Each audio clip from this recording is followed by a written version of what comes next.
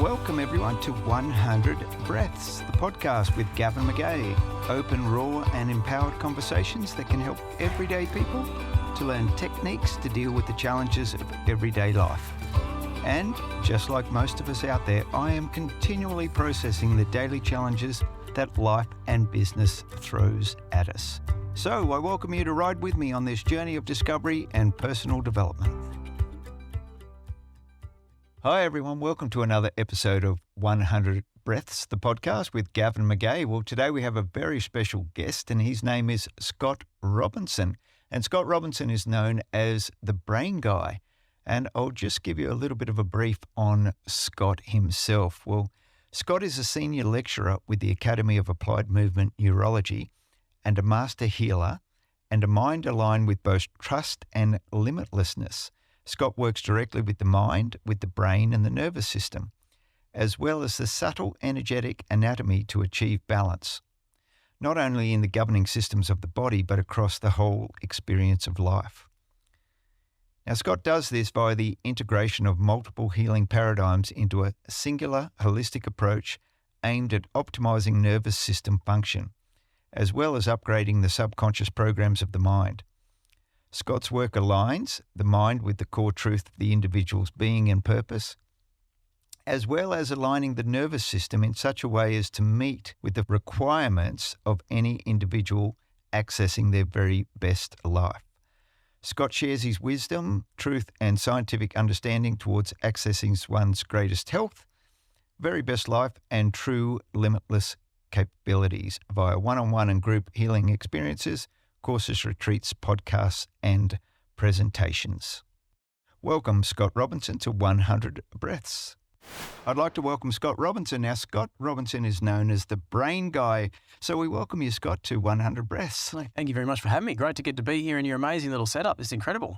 Yeah, thank you. Well, we put a bit of energy into it and we wanted it to just feel right. And you know what that's like when you just want something to feel right and just want to feel really comfortable in a space.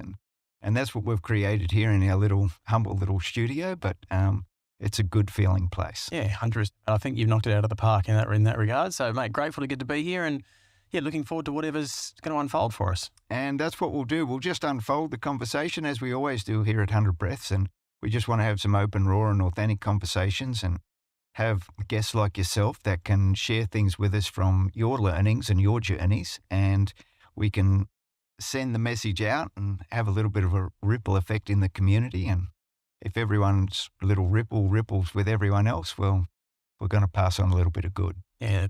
So look, that's my intention. I would love to be able to give away whatever it is that people actually truly need that's going to be truly helpful. So, that's my intention. And look, hopefully if you're listening, then you get something truly valuable out of this. Great. So let's start with, where did it all begin for you? What would you like to share with us a little about your life as a young boy growing up? And what did your parents stand for?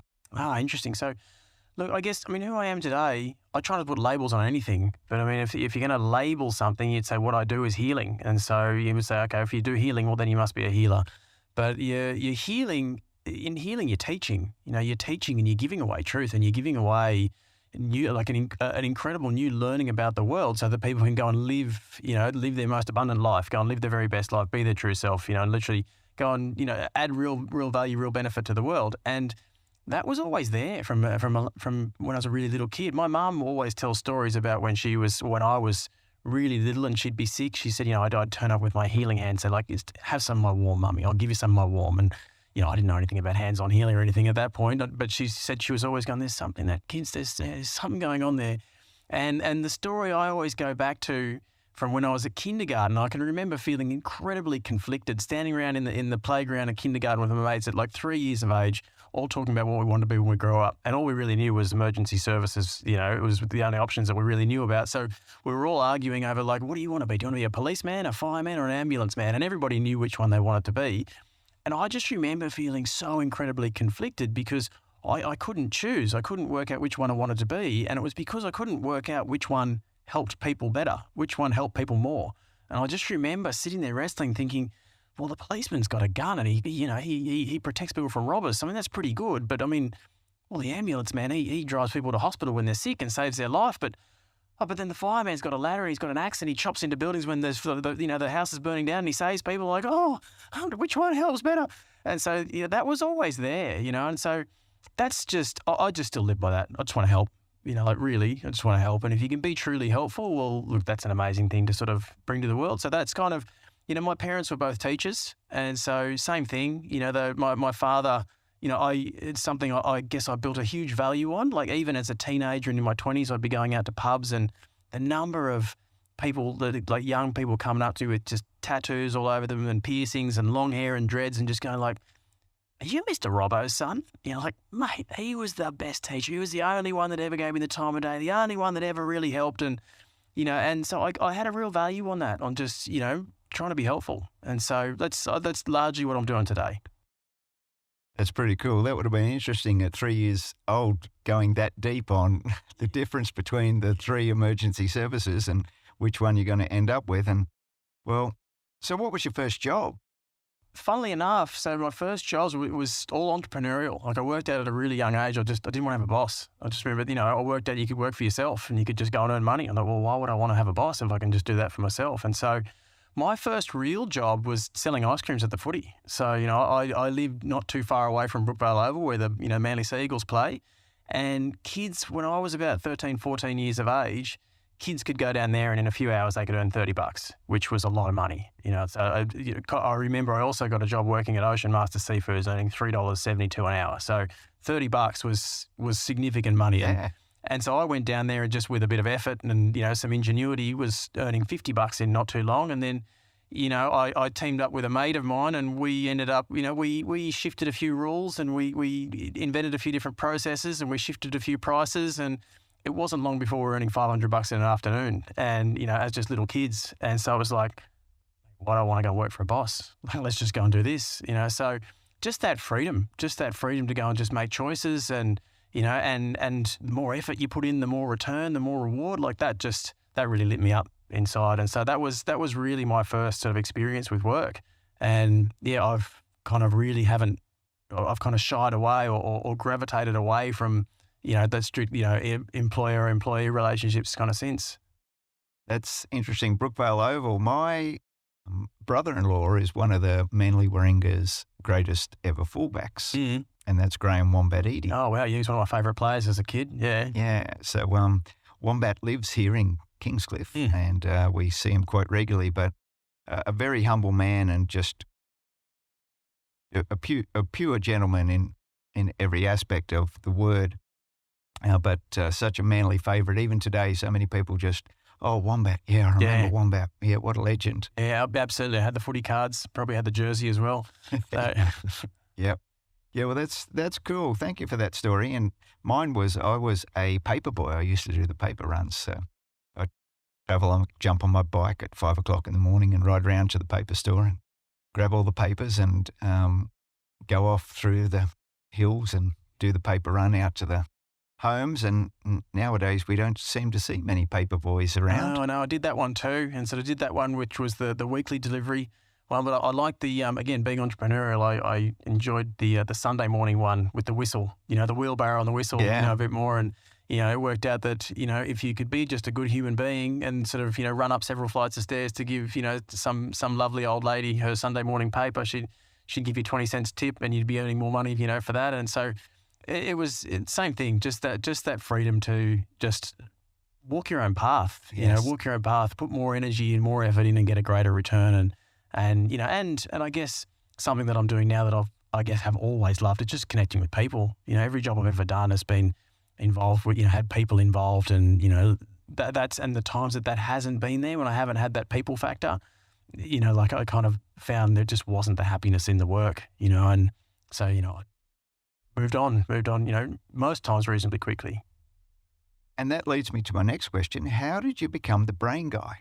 So, long journey, but I was an athlete who, eventually, like all athletes, eventually retire, and then became a coach and trainer. And as a trainer, still holding that athletic mindset, that athlete's mindset, just wanted to be the best. Wanted to be the best at what I was doing, but that would mean giving people the best result. And so I was constantly studying and kind of up-leveling whatever I was doing to try and just be better at what I was doing so that I could give a better result to people. And I went down this path of rehabilitation because I kind of, in my mind, the way I was perceiving things, that seemed like a higher level to me. Like there was a greater depth of knowledge required to, understand physiotherapy principles and to be able to deliver rehabilitation programs to people and, and solve long-term and complex movement dysfunctions. And it was via that path that it was like you're just looking for something more. Same thing as I did as an athlete. You're looking for an edge. You're looking for what's the next thing? What's the thing that takes me to that next level? And I discovered the brain. It was, and it was such a synchronous little thing. I remember I always had my eyes out looking for something new. And I literally just saw a Facebook ad one day, and now I look back on it, it's incredibly simple. But at the time it was just mind blowing. And I kind of just recognized like, that's what I'm looking for. I think that's the thing I'm looking for. It was literally two guys on a Facebook ad firing a functional neurologic reflex to make a pectoralis muscle become stronger. And it flicked a switch straight away because I could look at it and I could see like, hang on, they're going to a central computer and they're pushing a button and they're turning muscles on and turning muscles off. That's what I'm looking for. That's what I need, because I was working at the periphery and doing all of these different exercises, which looked amazing and they were all really challenging and they looked highly technical, but I wasn't affecting a whole lot of long-term change. I wasn't overcoming these hardwired ingrained patterns that were in the brain that were creating the movement dysfunctions. And so I remember seeing the ad and thinking like, I think that's what I'm looking for. And so I signed up to one of their courses that was applied movement neurology. I got some course that was completely not what I was looking for, but I was so convinced just on that one hook that I'd seen in the ad, I delved deeper and did another course, and then everything just unfolded from there. Just sort of really just dived into that. And it was such an amazing thing because it just made sense. It just, whereas I'd been at school and I couldn't read books and I really struggled with reading and struggled in a whole bunch of subjects, this just made sense. And it just felt easy, and then all of a sudden I could read scientific papers and I could read medical papers and all of a sudden I was just so enthused and just so motivated and inspired to learn more. And again, it just felt so easy. It just made sense, all of it. So that was just diving into a rabbit hole and I just haven't come out. And I'm really fascinated by what you just said just then, because you mentioned that when you were in school, you couldn't read books and you obviously, so education to then felt possibly a little bit awkward. Mm. But then you were able to find something that was a perfect fit for you. It just felt like this is the perfect fit. What do you feel happened, your own neurology, to then, for you to be able to then shift from what was happening in school to falling into a neurological path? Yeah. So let's look at two paths really quickly with it. So what I did, I repeated my HSC because I did so terribly the first time. And really, I remember my parents saying to me, they said, what do you want to do, mate? And I said, I want to go to university. And they said, okay, so that's not going to happen because you've done absolutely no work. You're not going to get those marks. And they said, look, tell you what, if you can buckle down, this is in my first HSC, they said, if you can buckle down for the next 8 weeks and just show us that you can study, show us that you can apply yourself, we'll let you go back and repeat so that you can have a chance to go to university. But if you don't do that, you're going to have to work. Like, you're gone. And I just, as a 17-year-old, like, that's a bit harsh. That's big wide world and scary. Like, So I buckled down and kind of studied, still did poorly, but they said, okay, we'll let you go back and repeat. And so when I went back the second time, I remember thinking like, this just isn't going to work. Like, I had literally been doing English in the beer garden. I'd been doing English at that level, the level that was where all the kids who were speaking English as a second language were doing it. Like, I was doing that poorly. And I remember thinking, okay, you can't do that. Like, you're smarter than that. And, but you can't follow that system. It's not working for you. And I never read a book. It was so slow and so painful for me that I remember thinking, okay, you're going to step up and do the general level of English, just the average one. How are you going to do this? And I thought, right, you're really good at movie quotes. You can remember movies and scenes. So, okay, you're good at that. What if you turn up and let's turn every lesson into a movie, and you're just going to visualize and you're just going to take in the scene and remember it like a movie, and you'll just remember the quotes from what happened in the class. So I did that. I thought, I'll commit to asking really just silly questions. Don't care if I look stupid. I'll just get the information. I'm aware that, when you write an essay, you need to have about a half a dozen quotes that make it look like you know what you're talking about. So, right, you're going to focus in whenever the teacher says, this quote is important, you're really going to pay attention, you're going to write that down. you're good at public speaking, you're good at creative writing, you'll do okay with that stuff. But that's your plan. And I just went in there and found a different way to learn. Like the system that the school was teaching really didn't work for me, but I just went and did my own thing and just figured out a way to learn. Didn't read a single book. I ended up winning the English prize. And I was so proud of myself because I found a different way to learn. And it's a really interesting thing that I think there's a bunch of different people that I've seen that do things similar to me, working with brain, working with mind, and they've all had a similar experience where they just couldn't learn or they were told they were broken and they had to figure out a different way to go. Now, what I figured out, I think that's kind of largely how a lot of people function, is they'll compensate and work out a better way to do things than what they've been doing. Wasn't true. It wasn't a true way to go. It didn't open all of this up for me, but it showed me there was another way. And so that was important because that was an awakening. But what I understand now is that any time that you connect to something on a level of purpose, something that connects with you at the core of your being, you become effortlessly inspired. Anything that you can link to your highest values, anything that you can link to true purpose, whether you recognize it or not, you can use that effortless inspiration as a feedback to let you know that you're on track with it. Or if you know what your true purpose and you know the truth of who you are, you know what that is, well, then you can gravitate there and you'll just experience that effortless inspiration. But that's what I found. As soon as I delved into this brain space, all of a sudden I was just effortlessly inspired. So yeah, still working hard, as in I'm spending lots of time reading these scientific papers and I'm reading medical journals and I'm studying and I'm doing these different courses, but I just loved it. I couldn't get enough of it, and then I'd take it to work and I'd be working with clients and I'm seeing all these movement dysfunctions disappear and this is amazing. I just have to get more. But anytime you can connect with purpose, anytime you can connect with highest values, literally at a cellular level, like your physiology changes. You just open up to so much more and you're so much more capable. You've got all this untapped potential that all of a sudden you just suddenly have available, whereas previously you didn't. And that's absolutely what I experienced. Yeah, that's inspiring. Thank you for that. When we think about transformational change within a person, they say it takes a major event, an injury, or a deep emotional event to trigger a change of direction in one's life. Have you ever had a turning point moment in your life? I've had several. I've had lots. But it's an interesting thing. The way that I understand mind now and the way I see people transform these days is it's literally what level you're paying attention to. So you could have a really traumatic experience and absolutely that can make you pay attention and you can't have an awakening, and out of that you say, I need to change some things. I can't keep going the way that I'm going. But that largely happens when you've been living unintentionally and just not paying attention, and then it takes some jarring experience to really jolt you out of that.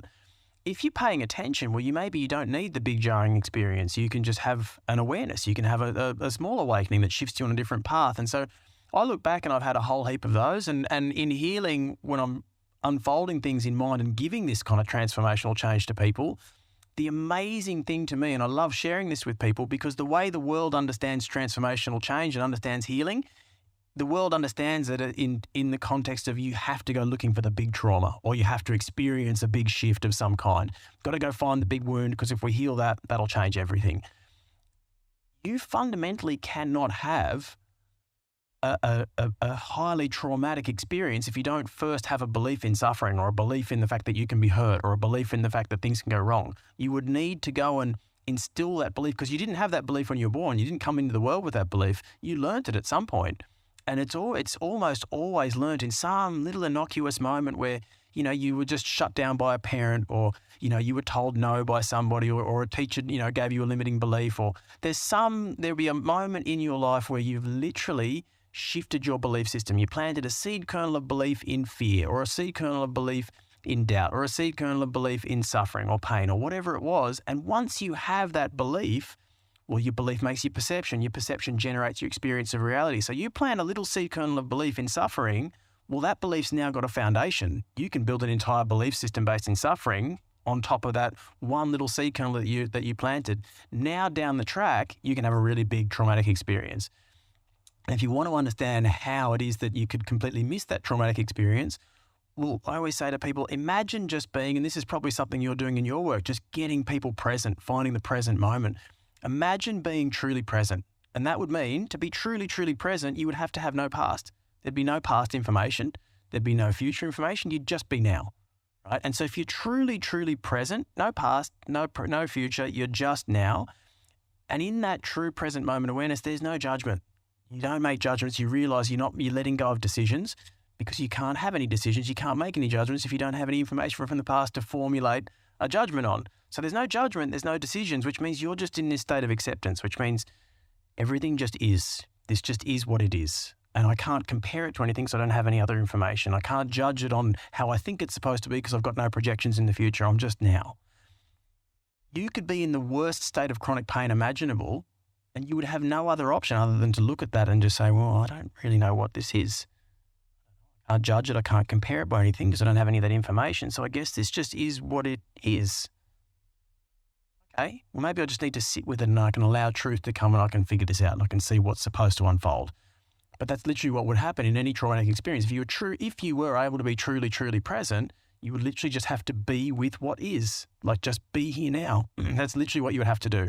And so literally, if you don't have that first seed kernel of belief planted, if you don't have a belief in suffering, if you don't have a belief, you can't make the perception that allows you to perceive suffering. So we can just go back and we can dissolve that first seed kernel of belief and you can go and have this transformational change. So yes, you could have that by going to a big traumatic experience, but you could dive into the mind and the mind could just take you back to wherever that first seed kernel of belief was planted and we could just go and heal that and just instill some truth there. And then literally it just rewrites everything that's in your belief system, in your understanding of the world, and you just find yourself now in this place saying, oh, I can just be at peace. I don't have that baggage anymore, which is just a beautiful thing. So yes, I've had several of those moments and I look back at them and I've gone and unfolded them, some different transformational moments, absolutely. But now I understand the big benefit, the big value is actually just looking for what's true. Where did I change my belief system about the world? Where did my perception and understanding of the world change? And I can go back to that, change that, and then everything changes from there. Yeah, it's something that I've been through as well. I just had a note here. Trauma is attached to the belief, and that's the same as if I can't find love. That's attached to the belief that you're not worthy or you're not lovable, or I'll never be wealthy. That's attached to that. The scarcity belief and that could be from childhood factors, etc. But it's about how we recognize them and then change our beliefs so that we can just truly be as wish to be in the moment. Absolutely. It's you talk about judgment, and it's quite interesting that right behind us we've got my first self-help wellness book there, which is called The Little Book of Noticing, and it's how one change can bring peace into your life. And that one change is how to let go of judgment and turn it into things you notice. So it becomes, well, I'm not a judge of anything, but I can just notice what's taking place. And then the noticing can lead to some feeling, and then the feeling can then lead to some new awarenesses. So it's a very simple, profound way to look at things, to say, if I was to just let go of what I'm judging and just simply notice what's taking place and allow whatever is taking place to take place, I can be where I am, which is what you spoke about, and I can be truly me, and I can just be here. Absolutely. It's such a beautiful thing, and it's a beautiful thing you've done putting that together. And it's an interesting thing when you say that word allow. That was something that was coming up for me as all of this stuff was unfolding and I was understanding more and probably helping people to greater and greater levels. The word allow just kept coming up. It just kept coming up, and it seemed increasingly important that really everything I'm doing, everything everyone else is doing, we just need to allow. And I didn't fully understand it, but now I understand it probably to a much deeper level. And exactly what you're saying is we need to get to a state of open-mindedness. And most people, when you say, hey, be open-minded, most people will say, oh, yeah, absolutely, I'm open-minded. But in true open-mindedness, there's no decisions. An open mind is an honest mind. And in an honest mind, there's no decisions, there's no judgment. Because if you're making a decision, you're making a judgment. Now, you could only ever make a judgment if you had all the information. You would need to have all the information. And I guess the example I always give with that is if you look at our judicial process, look at how the law functions in this world. And we say okay, you have one wise person that we call a judge, and then you've got two cases arguing, two sides arguing a case, and this side presents all of its case and all of its information. This one presents all of its case and information.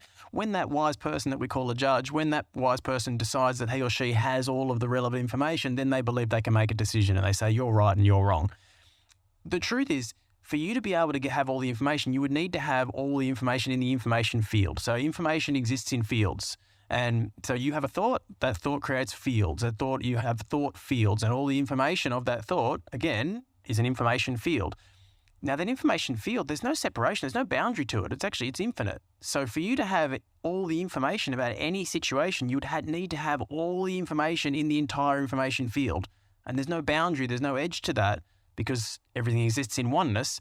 So the entire information field would actually be all the information in the universe. That would be in some way influencing whatever it is that you're experiencing in every situation, which would just simply mean that if you're operating and existing at the level of perception, you're never aware of all the information in the information field. So if you don't have all the information, you couldn't possibly make a true judgment. You'd just be making it up based on the limited amounts that you're seeing in your perception. So for you to judge, that's to be dishonest about what you actually are. Because what you actually are, you don't actually have all the information. You're not capable of having all of that information. So you're literally telling yourself that you're capable of judging when you're not actually set up that way. That's not the way you're designed. You don't, in this physical body with your physical perception, you don't have all that information. So the open mind is honest. There's no judgment. And the instant that there's no judgment, there's just acceptance, because when there's no judgment, instantly all things become equally acceptable. Because again, you just come back to that, well, we just have to notice and just be with what is. So I love that. I love giving that to people and just saying, be the open mind. Everyone likes the idea of being an open mind. Well, in an open mind, there's no judgment. If there's no judgment, instantly all things become equally acceptable, because you're just not making decisions about anything. Then, as you say, you have the opportunity to just be with what is. You then have the opportunity to find the true self and unfold what's truly there, which is perfect for you. Yeah, it's interesting. From when I finished the book and it had been locked away and then going off through the final stages of publication, etc., I then had this moment that came to me and through me around just how is noticing really showing up for me? And I came up with the 4 principles that I call the art of noticing. And the first one is stay in your own lane. And there's some context around that. And the next one is be your authentic self. And the third one is be where you are, because we can't be anywhere else. Why not just be there? And the fourth one is always look for ways to feel good. So when you can apply any one of those 4 principles at any sort of stage of what's unfolding for you in any moment. So then you can have an awareness of it and then go, okay, am I being where I am right now? Well, no, I'm not. Well, just come back to where you are. And you can then enjoy that for whatever it is. And sometimes people would say to me, well, how can I be there when, and be enjoying and looking for ways to always feel good when I'm at, my best mate's funeral, or I'm in hospital and I've got something that's wrong internally with me. And I say, well, we can always go back to looking for ways to feel better than we are, even at times when we're not feeling that great. So I can put my energy and focus then into healing myself internally. Put my energy and focus into celebrating my mate's life and all the joy and things that we shared together. Yeah. So we can apply any one of those principles at any time to just bring us back to being our authentic self. 100%. And I think the first thing to cover with that is always, you need to ask an honest question.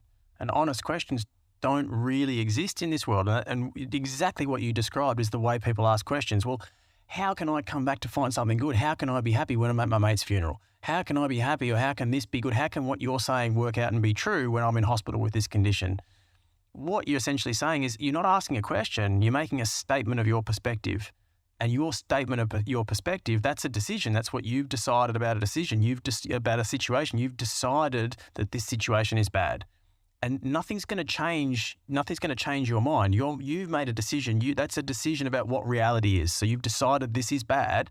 And then you're saying, okay, well, given this is bad, how's what you're saying going to help me? Well, nothing's going to change this because you've decided it's bad. You've set up that reality like a block in space. It's not going to shift. You would need to simply come back and say, okay, I just need to let's ask an honest question. And then you would need to have a desire. You would need to want for something. So that last point, you're saying always look for ways to feel good.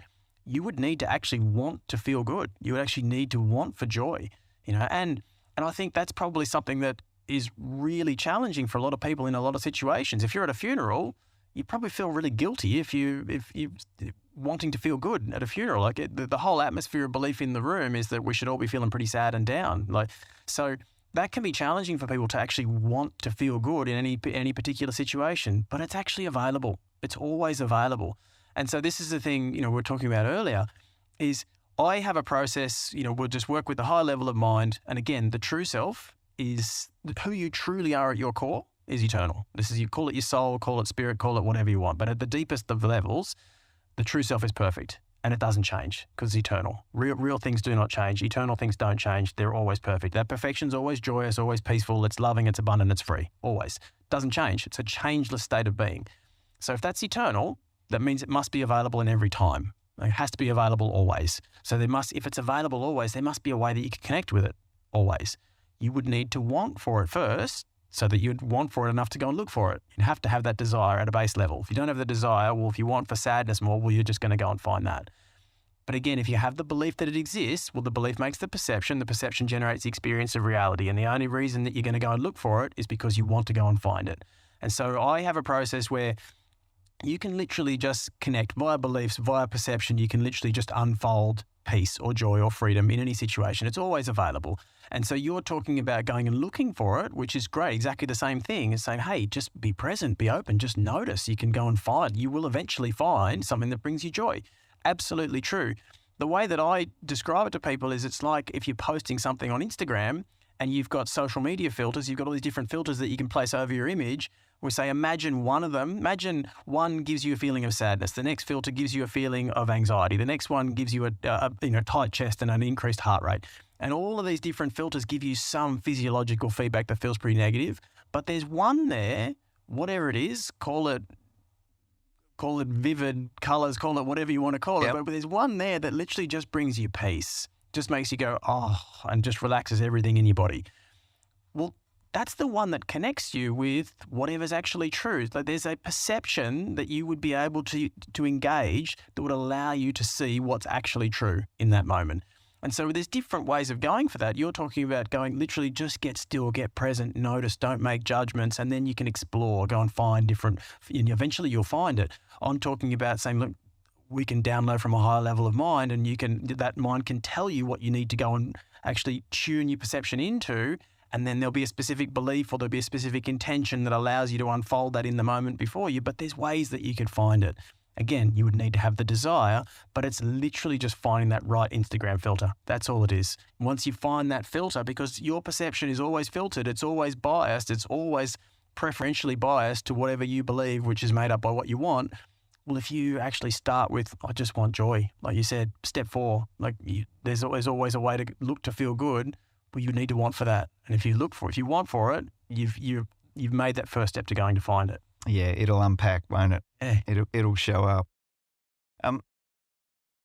I often talk about the ability to rewire and refire new neural pathways. Would I be correct in expressing this as neuroplasticity in action? Yeah, absolutely. Absolutely. So neuroplasticity is literally, you have two types of we can say there's two processes to neuroplasticity. So there's functional neuroplasticity and then there's structural neuroplasticity. So functional neuroplasticity is you can have existing pathways between neurons that are largely dormant, not used too often. And so you can send electrical signals down these different pathways that aren't habitually used.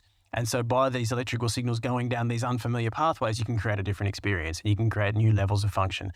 If you do that over a period of time, and a period of time could be as short as a couple of weeks, well, then you begin to build arborization. You begin to build like new tree roots growing out. And so new connections between neurons and real structural change in the brain. And you have that available to you. Everybody has that available all the time. You've got that available until you take your last breath. And then within that, you've got two different branches that you can work towards. You have maladaptive neuroplasticity and adaptive neuroplasticity. So maladaptive neuroplasticity is what you talk about with, say, a jarring experience like a trauma of some kind, where you have a really fearful experience of some kind, and then because you've had this fearful perception, well, you go and shift your perception about the world, and your brain shifts, your brain chemistry shifts, you build new pathways around this fearful experience and the belief that the world's a scary place and bad things can happen. and you understand the world that way, and you build a brain that allows you to maintain that experience. That's maladaptive neuroplasticity, because that will come with all manner of different symptoms that people experience in trauma. Adaptive neuroplasticity you would have via focused attention. Once you get past about the age of 25, we lose what we call passive neuroplasticity, which is what kids have. So kids they learn like sponges because they're passive. They can passively just absorb things in and they'll just make new connections in the brain. You and I need to apply more focused attention. If we apply focused attention, then we can build all those new pathways, but we need to pay attention. And so novelty is key for that. If you're actually paying attention to new things or you're being truly present in the moment, well, the brain has to figure it out. It has to figure out what's going on. And as it's doing that, it'll make these new connections and you can rewire the brain. Yeah, fabulous stuff. And how does that, when we talk about neuroplasticity, what's the connection there with the central nervous system? Well, so the central nervous system is your brain and then your spinal cord. And so literally it's that. So the classic understanding of the body is that the brain and the spinal cord are literally firing out electrical and electrochemical signals. And so the medical scientific understanding of the body largely focuses on this chemical communication, hardwired molecular communication.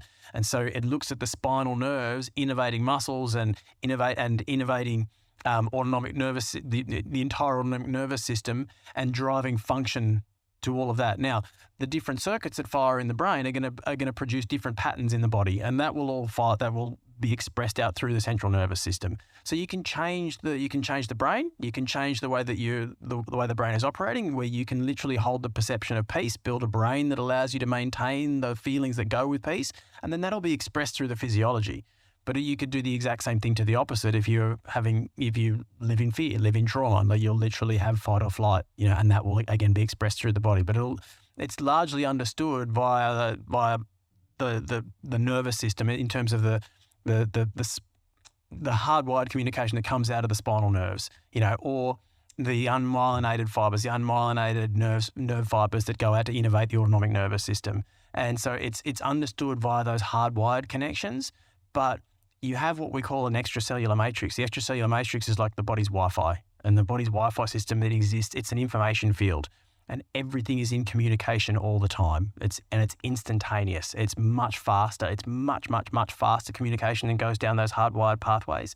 And so you can be touching the pinky toe, and you're literally connecting with the entire body. And so that was my first experience. That was my experience of understanding how the brain and the nervous system actually worked, was going in via the extracellular matrix, because I was understanding and learning about the body, not via that electrochemical communication. Yes, we're paying attention to it, but I was understanding it more through just purely electricity, just the electrical signals, which is what is running in that extracellular matrix all the time.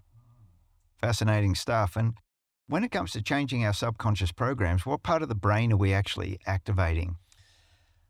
I don't think it'd be right to say that we're limiting to just one part of the brain, or just one or two parts of the brain. The brain's responsive, and so it's like if we say mind is in every cell of the body, and mind exists within the body and beyond the body. I don't think it would be right for us to try and limit where the mind exists.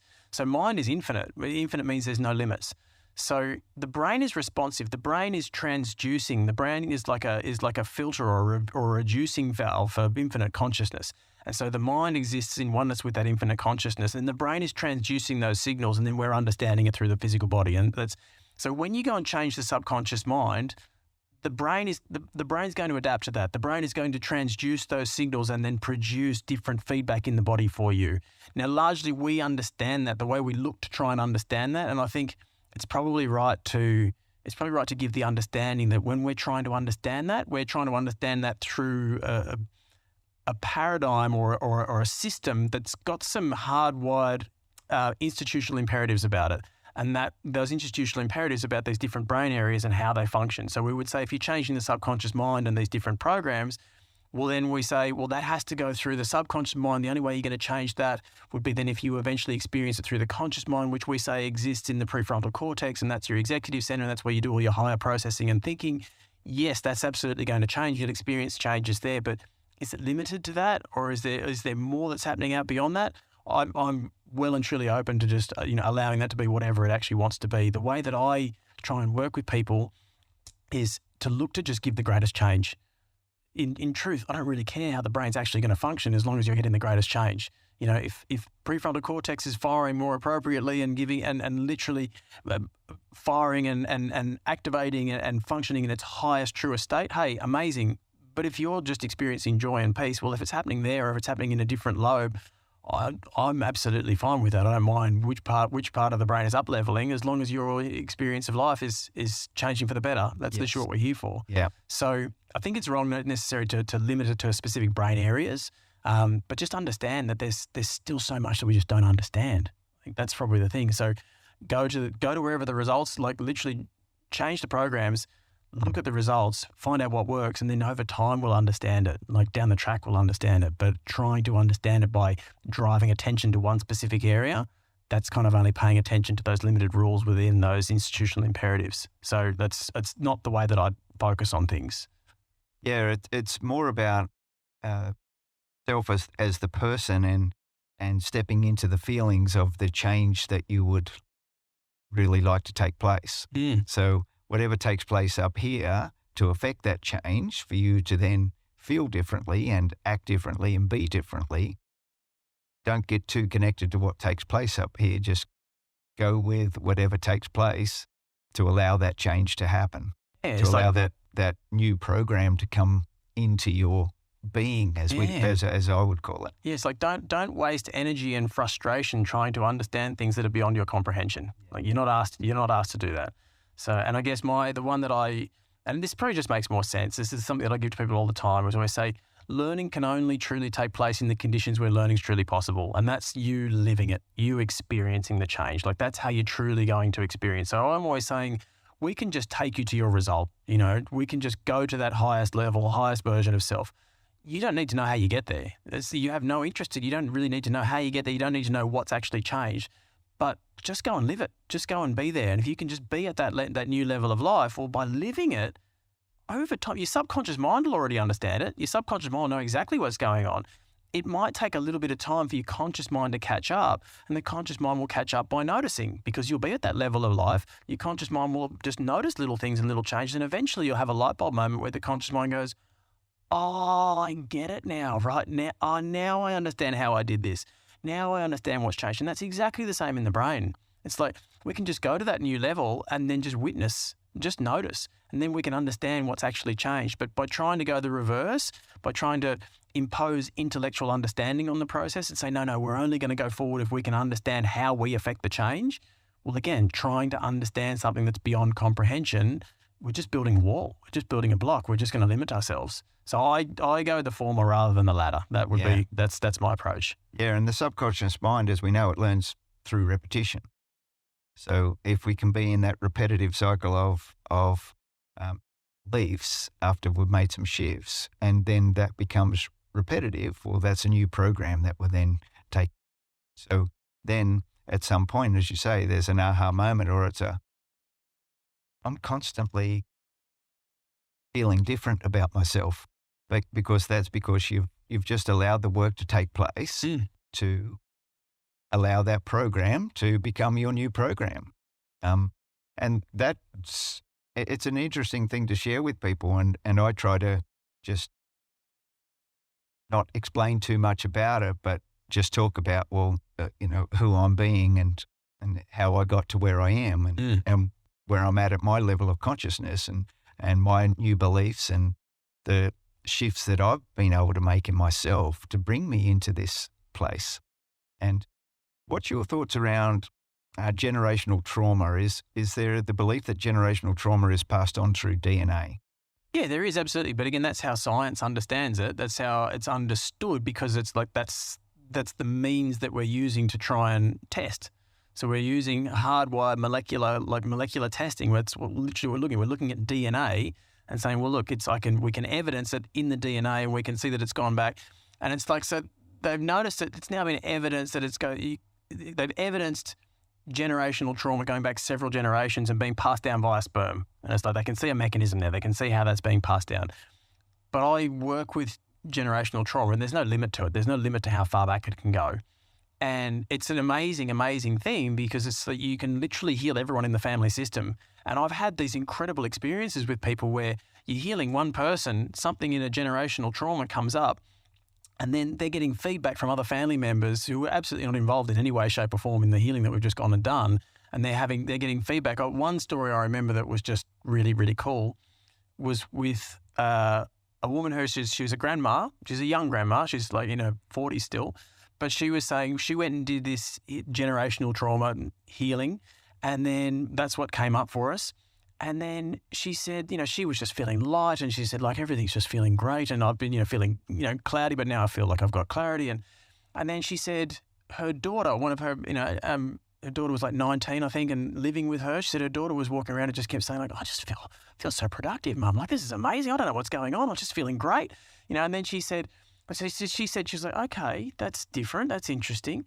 And then she said she got a mess. She wrote me this because she was so blown away by it. She said she wanted to dismiss that because that was something that was outside her belief system, outside her reality. So she was trying not to pay attention to that. But then she said she got a message from her other daughter who lives in Tasmania. And she said her daughter had said, like, oh, Mum, I just, I wanted to share with you this amazing thing happened at the park today. We took whatever the granddaughter's name, who's only, a toddler, took her to the park. And we just said, she was toddling along and this duck came out of the water and, was kind of right in front of her. And I went to shoo the duck away and trying to get it past because I didn't want. And then a swan came out and this, the kid kept going back to the duck and the swan and the mum was shooing the animals away, but the kid kept going back. And Mum said, okay, well, I'm just going to let this be. And then she said the duck and the swan were right there. And then just some other ducks came out and the little kid was just there in front of them. And she said then all of a sudden all the birds in the trees all started chirping and singing. And she said it was just this great chorus going on and the kid was just really happy there in the middle of it. And the mum just said, like, this was just really bizarre. I don't know what's going on. And whatever it was that happened, I'm not going to try and say that I, explain it. Maybe there's an increased surge of energy around the child because that child's experiencing the healing throughout the entire family system. Maybe the animals are perceiving things on a different level and they're able to perceive that. I'm not going to make presumptions about what actually happened, but something clearly happened. And, the mum sort of wrote back and just said, like, there's a surge of energy here and I feel lighter and better and more clear. And, literally I've got a higher expression of energy coursing through me. It feels like it's the same through one daughter. Now it sounds like my other daughter in Tasmania who's experienced that and the granddaughter's getting it as well. She's like, this is insane. But it's like, that's literally what you can see. Yes. It's an amazing, amazing thing. So, yeah, is it limited to hardwired DNA? If it was, then it surely wouldn't go beyond the family system when you just go and heal it in one individual. So I'm sure there's other mechanisms. There's other energetic mechanisms that are expressing and passing on these traumas. But you can literally be expressing the traumatized stress response of an ancestor, and it'll be a behavioral pattern that you just think is you and you think it's always been you because you've always experienced it. And of course you look and you go, well, I'm just the physical body. And so where else could this be coming from? It has to just be me.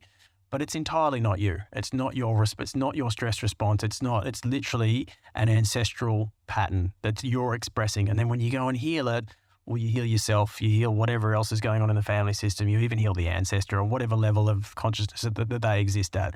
But it's a beautiful thing to go into. And yes, it's an amazing thing that now science has evidenced it and can see it even in whatever limited fashion we understand it. We can understand that it's a thing, and healing it's just really beautiful. When we talk about energy and frequency and Wi-Fi, well, if you're just open to just allowing energy, frequency and Wi-Fi, those types of events for the related parties in a different place just occur. Yeah. Well, I think it's that, come back to that, not making any decisions. If you don't make any decisions about the self, you're not making a decision that I am limited and I'm in this physical body and that's it. If I'm not making any decisions and I just say, you know what, let's just have the greatest result. Let's just get what's perfect. Let's just have what's true. Well, if we do that, well, then you're not limiting it. You're not limiting the result to just here. And then it can be whatever it truly wants to be. And again, that's kind of what I experience. And you do notice that with people that they'll come back and tell you, it feels like the world's changed. Like, and people are speaking to me differently or people are treating me differently. And, I've had that with women going away and saying like, oh, literally I walked out and I just got 2 compliments from strangers telling me how attractive I am. Like, oh, that hasn't happened in years. Like, wow. That's like, yeah. But it's like you can literally change the world around you. And it's like as soon as you stop limiting things by saying, like, I'm in here, the world's out there, I have no effect on that. The moment you just notice, just accept, just be with what is, well, then all of a sudden you're starting to step into that limitlessness and you can change far more about the world around you. And a lot of that limitlessness can come through the truth. Yeah. Because the truth is just the truth is the truth. Yeah. And when we live in I call it an unveiled truth, you just go, okay, truth is the truth. Just is. And just allow the truth to show itself, and it will. Can love and fear coexist? Absolutely not. Okay, why not? So love is a whole state. Fear is a whole state. You can't be in two whole states. So you're in one or the other. And again, this kind of comes back to exactly what you were just talking about a moment ago with truth. Hardest lesson you'll ever learn. Hardest lesson you'll ever learn. Truth is true. That's it. It's like, and that doesn't really exist in this world, because in this world you've got, well, you can have your truth and that can be true for you, on that side of the table, and I can have my truth on this side of the table, but you can't touch mine, and I'm not going to argue with yours. That can be there, and this other person can have theirs, and there's an unfolding truth and a developing truth and a partial truth. But no, it's what is true is true. So that which is true, I would say, must be absolutely 100% unequivocally true. That would be what's true. Truth would be universal, as in it wouldn't matter who's got it, where it is, it's still going to be true. And truth's eternal, doesn't change. And so only that is true. And so things are either true or they're not. Right? So there's either truth or there's illusion, right? Love's real. Love's true. So that's all things are either love or they're not. Right? And so, and in truth, when we get beyond duality, get beyond the world of opposites, you can just live in love, and that's what's there. I think if you're trying to understand it, the one thing that I always give to people is say, because we want to come to that place of acceptance and just that place of, I don't actually know. So I can just be open to just allow, and then things can start to change. And again, just do that by noticing. But you could just say, if you don't understand love, and this would be true of any invention of any kind, if you don't understand love in the exact same understanding and context as the one who actually created it, well, it'd be fair to say you don't know what love is. Like if you understand it just by your own level of understanding, your own level of consciousness, well, that's largely what you've made up. So you'd be feeling emotions and using that label, but is that really what love actually is? Or is that just something that you've understood and then given that label to? So fear is kind of everywhere in this world, and people understand it, understand the world via fear, but love is whole, fear is whole. So either you are wholly and completely in love where there is no fear, or you're still in that whole state where fear exists. So where one exists, the other one can't be, and where one comes, the other goes, and where one goes, the other comes. But literally, if you still experience fear, well, you're not wholly in love. You're not wholly in that state of love. And love's healing. Love opens you up to more. Like it just opens you up to this truth of self and truth of the world and truth of all that you can be and all that, literally all the goodness that you can bring to the world. And that's like, love's an amazing, amazing thing. And literally, this has been evidence when like cells in love open up to a higher expression. Cells in love literally facilitate healing. Cells in fear shut down, and cells in fear literally take you towards sickness and disease and death. And it's like the two don't exist together. They're mutually incompatible. But in the world of opposites, you've got fear and you've got love. In the world of just wholeness, just unity, well, there's only love, because the truth is there's nothing to fear. That's what you're doing. That's with all this noticing, all this getting to the present moment, all this healing. That's where you're going. You're just trying to get to this place where you can see truth and understand there is actually nothing to fear. And when there's nothing to fear, well, fear no longer exists, and you've just got love. Yeah. And when you're in that state of love, it puts you into a state of flow. And that state of flow is just an energetic flow of peace, joy, love, happiness, well-being, and well-being within yourself. It's like you say, if you hold on to things in a fear-based world, that can not only put you in a state of dis-ease, but can also lead to disease. So where would you rather be, in a state of fear or a love and joy? Yeah, same thing. And this is something I'm saying to people all the time, is that ultimately it comes down to what do you want. It comes down to what do you want. Every life is just, it's a series of moment-to-moment choices. It's just it is unending, never-ending series of moment-to-moment choices. And, and if you become intentional about what you want, if you just want for love, well, there'll be choices for love in every single moment.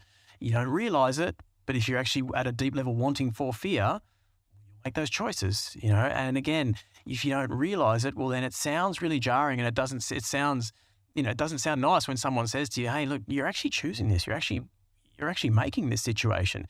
But go back to perception, and perception has one law. There's one law, there's one rule for perception, and all other rules and laws literally come back to this. So if you can get it, you can change your whole world, and most people, it's nearly everyone, use their perception upside down, as in you just go through life perceiving whatever you perceive, feeling whatever you feel based on what you've perceived. And so because you've seen something and you've felt something, then you say, well, that's definitely true because I saw it and I felt it, right?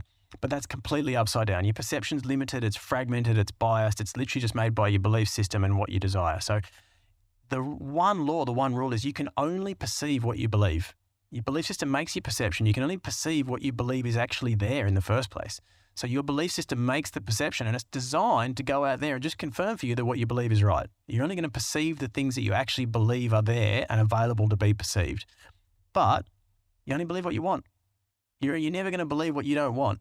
So literally, you can only perceive what you believe. You only believe what you want, which means it's your desire. It's a deep desire within you, not your conscious desire.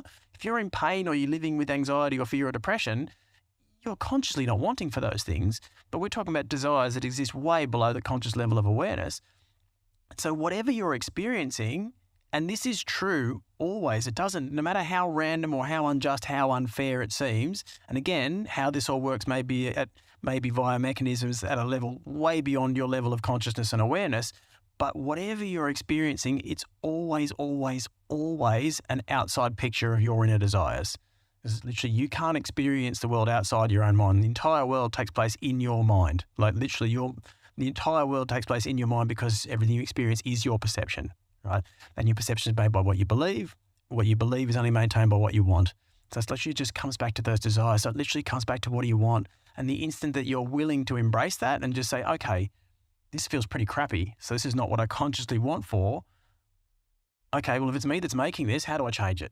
Because if they're your desires, you have to be empowered to be able to change them. So instantly you're empowered to just go and change everything, and it's such an amazing thing to come to because then you could reach out to someone like yourself, reach out to someone like myself, reach out to someone who can show you something different, and you could change everything because they're your desires. Yeah, it's that personal responsibility to just come back and say, well, I'm personally responsible for where I am and what I'm perceiving. Well, it's empowerment. It's like, because it's never a blame thing. It's never like, oh, you did this wrong and it's bad and you're suffering, so you're responsible. It's hey, did you actually know that you're the one that makes the world? Did you know that you're that powerful, right? You're that powerful. If you want to make something new and different, hey, bang, let me help you. I'll show you how to do this. Like, that's the thing. It's like at the instant that you embrace that, well, you just became empowered to go and change the whole world, right? It's such a cool thing. Yeah, thank you. Fascinating conversation, and I certainly hope that, and I know that our listeners will be getting so much value from today's talk. So, it's just feels so beautiful. So, thank you for what you're contributing. And myself, I'm now a certified breathwork coach, and I'm curious to know your thoughts when it comes to breathwork and the effects on the brain.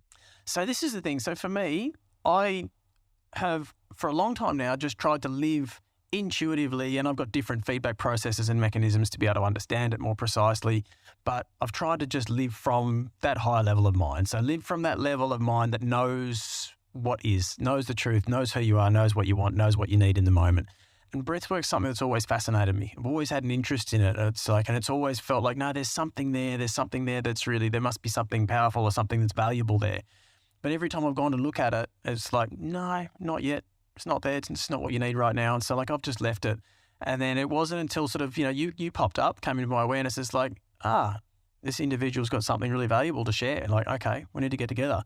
So, which is exactly how we've come to this space today. So as I understand it, my limited understanding of breathwork, having never been a breathwork practitioner and only done, really limited dabblings in breathwork myself, the way that I understand it now is that you can actually direct breath to be guided and in tune with that infinite intelligence. And you can use your breath to take you to these deep places, and you can access memories, and you can access things that are stored in the somatic nervous system, and you can unfold a whole bunch of different things. And so I think probably when you talk about the effects on the brain, well, it would largely depend on where that breath is taking you. Because if you're using the breath to go down a journey where you're going to be you're intentional about uncovering some old traumas, well, the brain's going to have some responses to that and then experience peace when you let it all go. Or you might be using that breath to take you to somewhere that's it's really synchronous and perfectly beautiful for where you're truly meant to be right now. And again, the brain's going to reflect a very different picture of that. So again, I think the breath is a way to, access the body, help get people get past themselves, get past those habitual patterns. And if we're talking about the brain, those habitual patterns are the habitual firing patterns, the habitual brain areas that you just use to literally just do life. And yet, as I understand it, and I think this is one of the things that I find so fascinating about it, is that you can use the breath to just guide you past that and get the habitual self, get all those patterns and programs out of the way so you can access something different, access something more. Yeah, it's been such a journey for myself, and that's why I wanted to go deeper with the breath work. And look, I'm not I'm a doctor. I'm not a scientist. I don't have a lot of there are facts and scientific facts that are starting to back up breath work and the power of breath work. And for me, with it being just such a holistic thing that we can do anywhere, anytime, I just thought, well, part of our journey here at 100 Breaths is we never set out to be world famous. We just set out to make a world famous difference. And now by me becoming certified and being able to coach people and guide people through some deep journeys as well, I've had people go through some deep somatic breathwork journeys, and it's been really transformational for them. And I've also helped guide some people on just learning some simple techniques of breathwork that can help them change state really within a couple of minutes. And that's quite powerful as well, because we know we're helping them to have that shift. So it's been, it's just fascinates me, and I want to learn more. And talking to you today is obviously helping us understand more about how we function and what's taking place. And we hear about electrical charge running through our body, and you've shared a bit about that with us today. What's your take on grounding? Grounding's fantastic. So we say, and again, this is how the brain learned the nervous system, was via bioelectricity. And so bioelectricity underpins everything in the nervous system, and anywhere you have dysfunction, anywhere you have pain, anywhere you have anywhere that you have an injury, there'll be an altered bioelectric charge. Now, when you're dealing with stress, and again, it's like you say, anywhere there's a blockage, you're going to have an accumulation behind that blockage. So anywhere that you have an accumulation of stress, or you're accumulating altered bioelectric charge, or there's incoherent signaling in the body, well, if there's incoherent signaling in the body, you're going to have incoherent function. You're going to have reduced function. You're going to have suboptimal function in the body. So grounding's an amazing thing where you can literally just equilibrate the autonomic nervous system tone, I call it the electrical tone of the body, with the earth. And the earth exists at Schumann resonance, which is about the same in terms of brainwaves. It's about an alpha state. It's literally about like the alpha state of mind, or alpha state of brainwaves. So you can literally just equilibrate the autonomic nervous system, which means when you step your bare feet on the earth, or if you get a grounding device and you sleep on a grounding device, or you put your hands on a pad underneath your key, when you're typing on your desk, or you put your feet on a pad on the ground, you can literally just balance out the bioelectricity in the body and just bring yourself back to homeostasis. You can bring yourself back to balance. You can reduce stress. And for that reason, grounding is anti-inflammatory, because again, the earth is rich in electrons. And so for tissues to be healthy, they need to maintain a net negative charge. And so when you're literally stepping on the earth, you're equilibrating the electrical tone of the body with that of the earth, but you're also receiving electrons, which makes the tissues more negative, which means they're healthier. And so when they're healthier, again, you're going to find there's less inflammation. And it's, again, all really, really healthy things to be, healthy practices to be exploring. Yeah, and that's been scientifically proven now as well. The grounding greatly reduces inflammation, and inflammation, as we know it, is a major contributor to overall health issues. So I look to ground quite often. I'll just walk across the road and take my shoes off and just walk and just ground. And as you say, grounding mats, grounding blankets, grounding keypad pads and stuff. It's fascinating, but it's once again, it's a healing modality which is just available to anyone, anywhere. Yeah, and it's different. It's things that have probably been laughed at for a long period of time and called as woo-woo, but you could literally go and hug a tree. Yeah. And that's now scientifically evidenced as being beneficial. That's literally grounding. You go and hug a tree and you'll literally help your health. Yeah, and we teach Ari to do that. Say, go and hug that tree, mate. Give the tree a hug. Yeah. And off he goes. He goes and hugs a tree. And really cute, beautiful stuff. Is there such a thing as the heart brain? Yes, absolutely. So your heart has a cluster of about 40,000 neurons. And so they're different. They're brain cells. They're different. They're cells. And it's like, They're known. It's interesting. So we now know that we call it the cardiac ganglia. It's scientifically evidence you have you've got these cardiac ganglia, these neurons in the heart. But in historical terms, in spiritual teachings, these cells in the heart, they're known as like truth cells. They're known as and they're connected to truth. So it's like, and the amazing thing about the heart brain is the heart. It's literally challenged and even reversed our understanding of the cortical brain, because the heart brain sends more information to the cortical brain than the cortical brain sends to the heart, which again challenges our understanding, because again, for a long time, we've understood that the cortical brain, the brain in your head, that's the control center, that's the governing center. So that's the one that should be sending out more communication to everywhere, sending out the commands and the orders and telling everything in the body how it's supposed to function. But it turns out there's this one little center, there's this heart brain, which is sending way more information to the cortical brain and telling it what to do and how to respond than the other way around. And it's like, so your heart is, and that comes back to that expression that the brain thinks, but the heart knows. And it's like, for when you ground, when you slow down, when you breathe, when you get yourself present, and you just get back to noticing, that heart as an intuitive center is a really powerful place to go and let your attention come to rest, because you can get true intuitive feedback there. You can get far more true intuitive feedback through your heart than you can potentially get through your brain. So that's something that's probably a lot easier for people to go and do if they're looking to try and explore intuitive processes or increase their intuitive capacity. That's a great place to go and start. Yeah. It's and if we think of the heart from the evolution of the embryonic stage, well, the heart is developed first, isn't it? So it's interesting where the sperm's head literally penetrates the ovum, that point, that's where the cortical brain forms. It's an amazing thing. It's like where that sperm penetrates the egg first, that's where your cortical brain forms. So wherever on that ovum it lands, that's where the brain starts. Wow. So, and there's also a connection with the gut brain. So what's the connection with the we call it a gut brain axis, as it's referred to? Yeah, so you have the enteric nervous system. So you've got your central nervous system, or you can say you've got your cortical brain, you've got your cardiac ganglia, or your heart brain, and then you've got the enteric nervous system, which is your gut brain. And so the gut brain has got about 100 million neurons.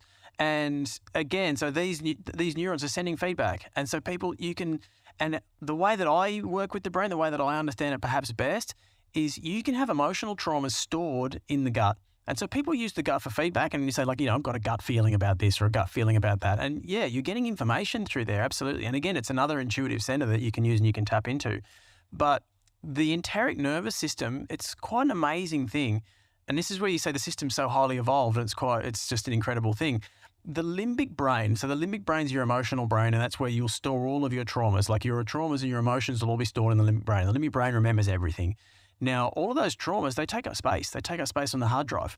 So the way that the brain has evolved is it literally can store file links. It can store links to files that are stored in an offsite hard drive or literally like a cloud storage, which is what the enteric nervous system is. And you can access traumas and emotional traumas and other stressful events that are all stored in that enteric nervous system. And it's literally like the limbic brain is now just holding a link that you can access, and that'll take you down to the trauma that's stored there. And then you can go and heal it through there. And I find that such an amazing thing, but it's just so intelligent. It's like it's the brain's not bogging itself down by hanging on to all this extra information when it can just store it off-site. And I find that just a fascinating thing. And that's when we feel in different parts of our body. As you say, having an external hard drive, but it's actually internal within.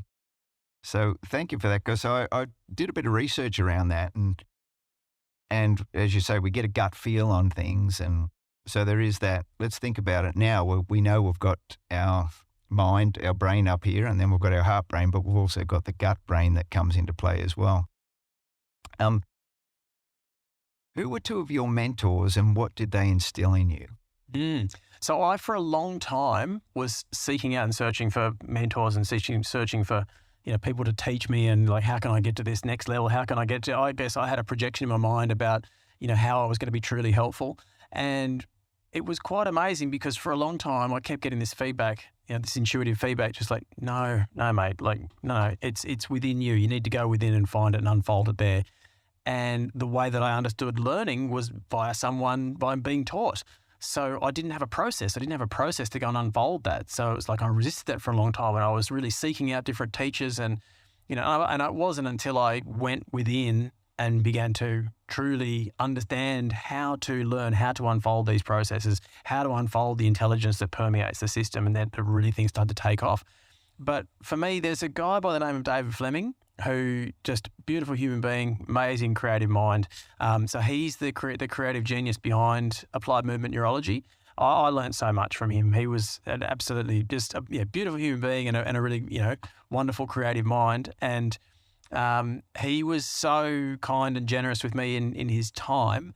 And I remember as I was learning, I remember him saying to me a few times that, that there was myself and another guy in the UK who just seemed to get his system, just seemed to realize this whole way of seeing the body and seeing the mind and seeing the neurology via bioelectricity. As I described it, I just got it. It just made sense, and he just kept reinforcing that for me. So it's you're just understanding this to a different level. And I can remember him saying to me very early on, he's like, yeah, it's not long, mate. You're going to be creating stuff. You're going to be diving in and you're going to be figuring stuff out and you'll be making applications. And I remember the first time he said that, thinking it's never going to happen. How's that going to happen? Belief system. Yeah, and then exactly. And then I remember having the conversation with him when I'd put together this program called neuroflexibility, and we're putting that together, and they were going to fly me over to the UK to teach it and everything, and I refreshed that with him. Said, I remember you telling me that it's not going to be long, and I shook my head and said, it's not going to happen, and it's and here we are. He opened up. He really helped open up so much in me. But then I would say the next one literally comes from within. It's literally that intelligence, that comes from something comes from the field, and everybody has it. Everybody has that within their own mind, and for me, it was learning how to step back and stop seeking for teaching externally and stop seeking for learnings and books and podcasts and actually just go within. And I'll just share with you the story that jolted me down that path. Was I had been intuitively getting that feedback that I was saying for quite some time about no, mate, stop going and looking for teachers, and it's in here. Stop going out there. Just looking stop for the it. answers. Yeah. And that had been happening for quite a while. And then I was teaching on a retreat in Bali, and as part of that, I was doing the healing for a lot of people. And so I'd kind of gotten to the end of treating everybody, and I just put my hand up and said, look, I wouldn't mind some help. If someone wants to do something on me, that'd be nice. And this one woman said she'd help, and I knew that she was very connected spiritually, and she always had these stories of hearing different voices, and she'd talk to animals, and she'd all these amazing things that I was just really fascinated by. Didn't understand it at all, but I said, I'd love to do a session with you if you're prepared to help. And she said, look, sure, because what I do is very different to what you do. And I was like, look, I'm open, just give it a go. And I'd never forget it, because she just said, all right, well, look, if you're up for it, I'll help. And then she said, but I'm going to need to talk to that gentleman who's just sitting off your left shoulder. I was like, okay, whatever you reckon, fine, I'm open. And then she just said, she froze for a moment, like she was listening to something, and then she just said, so he says, stop it. Just stop. You're running around and you're looking for teachers and you're looking for mentors and guides, and just stop it. It's in you. Just stop what you're doing and just go within. And it was almost the tone of voice was exactly the same as what I'd been getting back. And I was like, I can't ignore this. It's even coming from, okay, wow.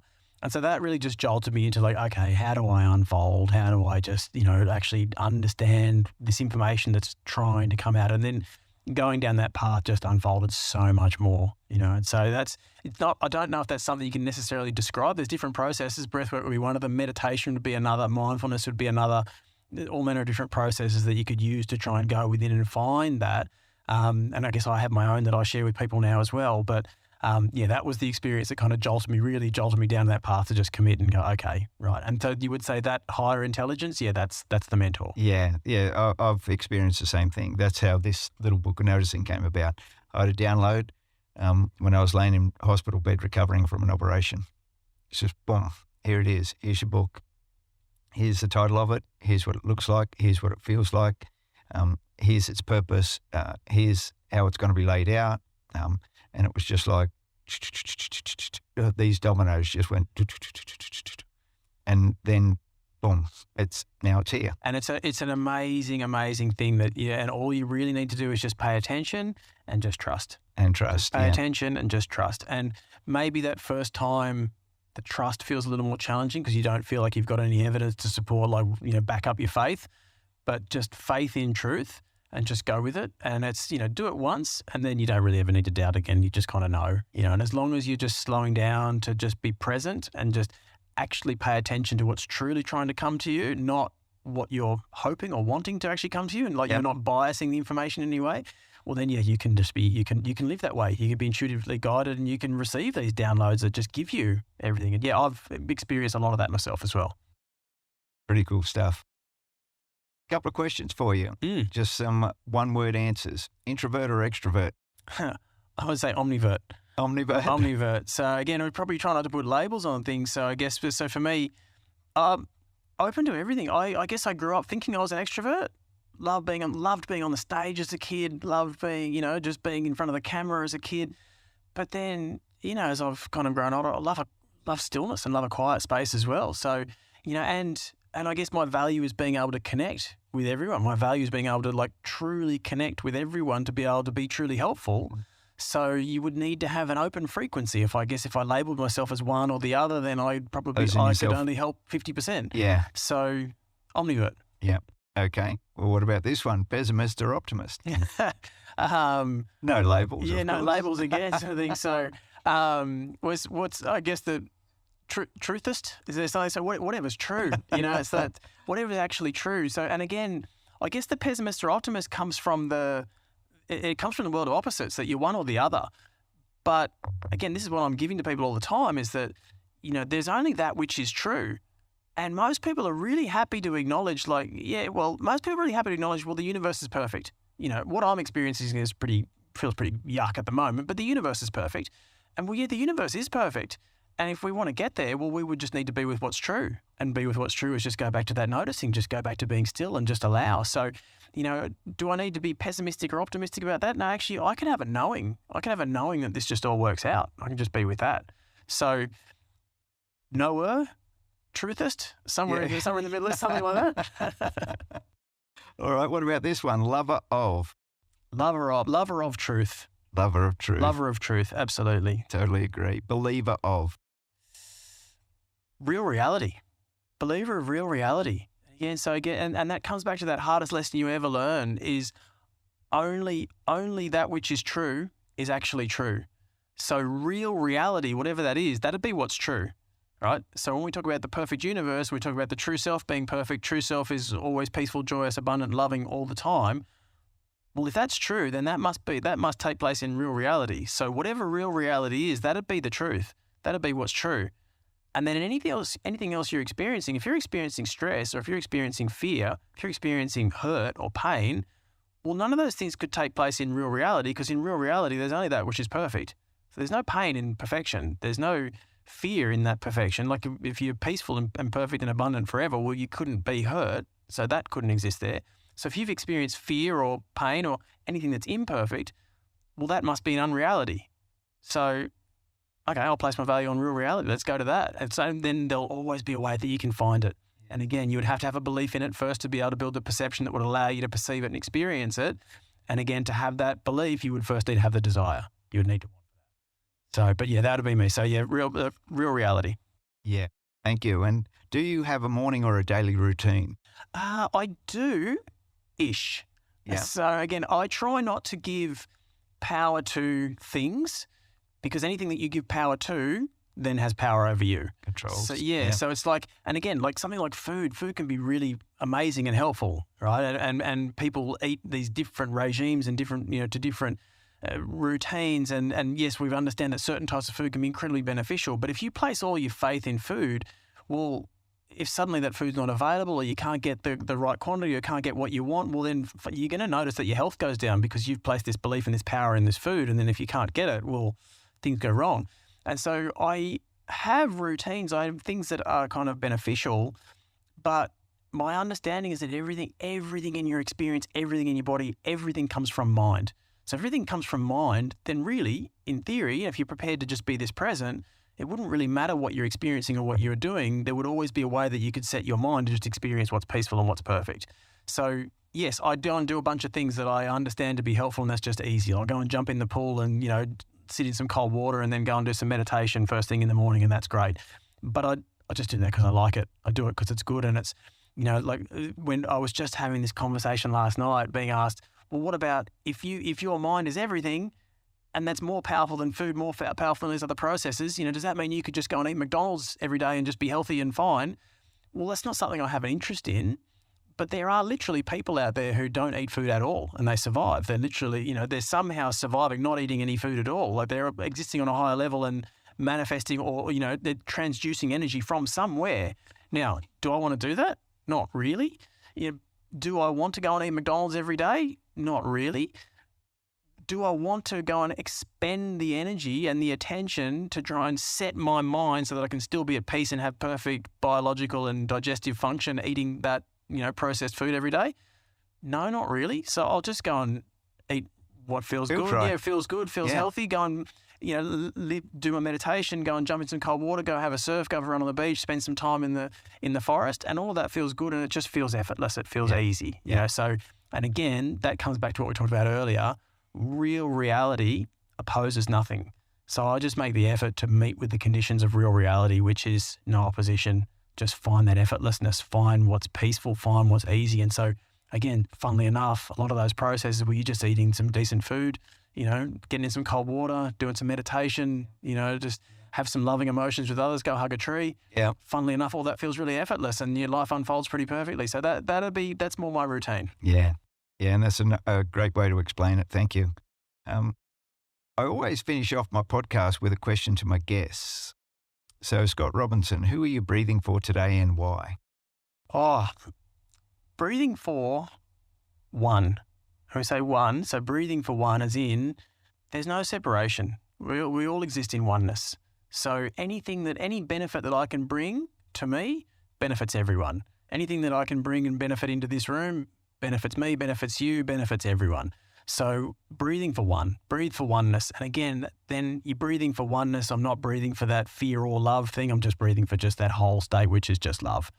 So if I'm breathing, then it's like that universal benefit for all. So whatever I do, the breathing's intuitively taking me towards benefit for all, well, then that's perfect.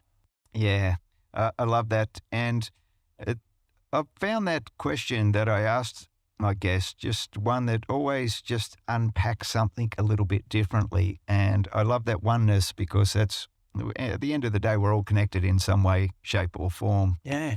And it's what you've shared with us about today about the brain and our physiology and all different aspects of what's going on has really been a fascinating conversation. So I thank you for coming into the studio to just unpack some things with us. And a couple of takeaways for me is that trauma is attached to a belief. Well, lots of things attached to your beliefs, so you can change your beliefs and you can have bring some peace into your life. And you can only perceive what you believe. So once again, if you can change your belief, your perception can be totally different. Change everything. And it can change everything. And it is possible for anybody, absolutely anybody. That's my take on the world as I see it, or my take on me as I see it, what's possible for anyone else. And that's why I do what I do here at 100 Breaths and through our wellness side of our business. And interesting for me, coming from a history of being a collision repair expert and an entrepreneur in the collision repair industry, to stepping into where I felt my passion was taking me to be able to guide and help and just give. And it just feels so amazingly right. Yeah. It's very cool what you're doing. And if I can share just on that takeaway that you've taken there with the trauma and the belief. So there is only that which is true and everything else is illusion. So it's either that which is true or it's not. So truth or illusion. And again, when you're saying about the belief, and it's like anyone can shift their belief. If the trauma has to come from belief, when you can shift the belief, well, you can change anything. And the way that so again, if what's true is perfect, well, there's no trauma in what's perfect. So where you're experiencing the trauma and the pain, that has to be an illusion because it doesn't exist in truth. Now, the way you dissolve an illusion, any illusion, is simply by looking at it without projecting it. That's it. That's all you need to do. And like we said before, when people are asking questions that are not honest questions, they're just making statements of perspective. that protects the illusion. You're putting up your own defense around saying, well, this is bad. How am I going to change it? Well, that's a defense. The instant that you're willing to look on these things without actually protecting them, there's nothing you can't change. It can all shift. And so that's such a beautiful, such a simple thing. It's all you need to do is literally be willing to look upon illusions, which is anything that's imperfect, be willing to look upon those things just without protecting them. Remove all your protection. It can't stand on its own. The only thing that makes an illusion exist is the infinite power of your belief system. And the reason why you feel the hurt or the pain or the stress or the anxiety or anything is because you are so limitlessly powerful. And if you give the infinite power of your belief system to an illusion, well, you will absolutely experience all the effects of that illusion 100% as if it's real, because you are so powerful. But the instant that you take all your power back and say, well, I'm not going to protect it anymore, the illusion has no power of itself because it's an illusion, and so it'll dissolve. So it's a simple thing to take away, and you can just, if you get that, you can start implementing that today. Yeah, that is an absolutely beautifully powerful way to finish off today's conversation. And we'll share all of your contact details up on our socials and everywhere else. Do whatever takes place out there in this world that we live in with getting information to everyone.